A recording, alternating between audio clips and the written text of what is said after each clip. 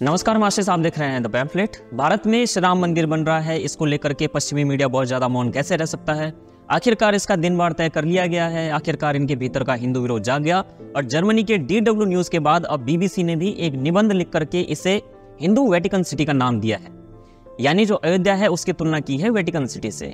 यानी कि विश्व भर के ईसाइयों का सबसे पवित्र धार्मिक केंद्र माने जाने वाला वेटिकन। धूर्तता देखिए कि पहले सदियों तक जिस विवादित ढांचे को बाबरी मस्जिद कहा जाता रहा, उसमें श्री राम की विरासतें ही उसे हिंदू वेटिकन के शीर्षक दिए जा रहे हैं। BBC के इस लेख पर जाने से पहले हमारे लिए ध्यान में रखना आवश्यक है कि वेटिकन सभी ईसाइयों के लिए एक ही प्रतीक है, जबकि सनातनियों में इस किस्म का यूनिफिकेशन बिल्कुल भी नहीं है। हिंदुओं की आस्था कण कण में राम वाली रही है। वृक्ष, पत्थर, पहाड़, सूर्य, वर्षा आदि को पूजने वाले सनातन में यह संभव ही नहीं है। BBC को अगर राम मंदिर की तुलना किसी ऐतिहासिक निर्माण से करने की चूल थी ही तो उसे हागिया सोफिया से इसकी तुलना करनी चाहिए थी, जिसे तुर्कों द्वारा मस्जिद में तब्दील कर दिया गया था। राम मंदिर को वेटिकन चर्च की संज्ञा देने वाले BBC को यह भी स्पष्ट करना चाहिए कि 6वीं सदी का यह ढांचा चर्च है या फिर मस्जिद। BBC को क्या इस ऐतिहासिक ढांचे को देख करके दर्द नहीं होता होगा? जो कभी हागिया सोफिया चर्च या गिरजाघर हुआ करता था वह मस्जिद और संग्रहालय बना दिया गया है। राम मंदिर का महत्व भारतीयों एवं सनातनियों के लिए क्या है वो हम सभी जानते हैं।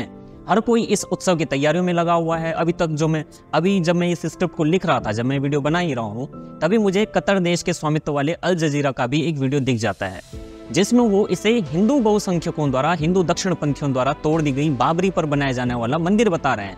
वो कह रहे हैं कि कुछ हिंदुओं ने, सम हिंदूज, उनका कहना है कि कुछ हिंदुओं का मानना है कि यहाँ पर भगवान श्री राम का मंदिर था।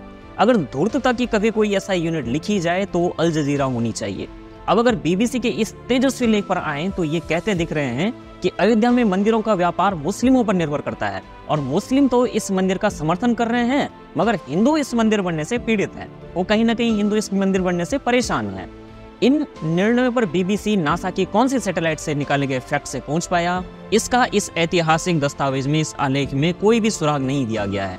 क्योंकि अयोध्या में बुनियादी सुधार के लिए जो जगह बनाई गई है उसमें जिन लोगों को विस्थापित किया गया उन्हें उसका मुआवजा भी मिल चुका है। खुद BBC का यही तेजस्वी आर्टिकल इस लेख में इस बात को स्वीकारता है कि उन्हें मुआवजा दिया गया और उन्हें उस तरह से विस्थापित कर दिया गया। लेकिन फिर भी BBC ने यह भांप लिया कि अयोध्या में हिंदू दुखी हैं। सेंसस को भी अगर हम देखें तो अयोध्या में मात्र 6% मुस्लिम आबादी है, मगर फिर भी BBC ने पूरे विश्वास के साथ कहा है कि अयोध्या की अर्थव्यवस्था, वहाँ के मंदिर की अर्थव्यवस्था मुस्लिमों पर निर्भर है। ये लोग अपने निबंधों में इस बात का उल्लेख नहीं करते हैं कि आर्कियोलॉजिस्ट के मोहम्मद ही थे जिन्होंने यह तथ्य सबके सामने रखा था कि बाबरी के सारे पिलर्स मंदिर के थे। उन्होंने बताया था कि बाबरी के विवादित ढांचे में 11वीं और 12वीं शताब्दी के मंदिर के पिलर्स को दोबारा इस्तेमाल किया गया था।